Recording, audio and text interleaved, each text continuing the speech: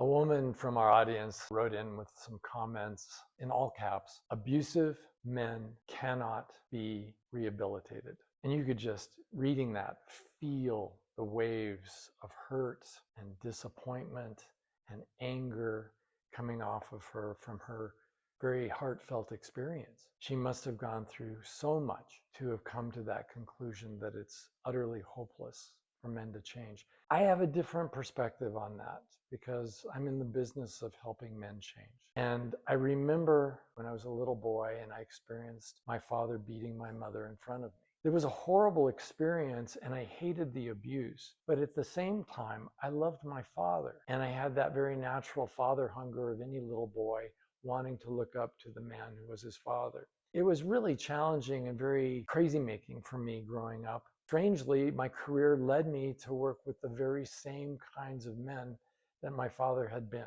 I ended up specializing in helping abusive men, whether it was physical abuse or sexual abuse. Often I had to go into jails or prisons. Sometimes they would come to me and I would feel the same anger that I felt as a little boy. And then something magical happened. The very first time I remember spending 2 hours asking him personal questions about how he was raised, about what his life was like. And I came to understand how that first individual ended up making the horrible, flawed decisions that he made because of the way he was raised. This is where I came to see that change was actually feasible. First of all, he was a little boy and had no choice in the matter about how he was raised. He learned what he learned and failed to learn the things he failed to learn because of his background.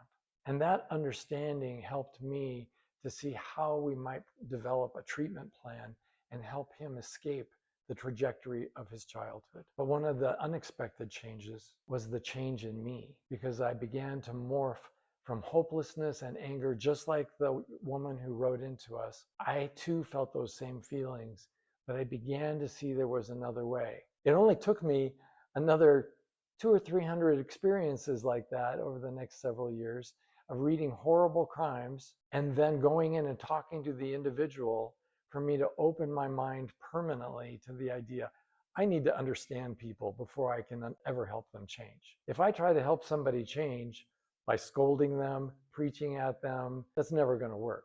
But when I truly understand another person, they begin to relax.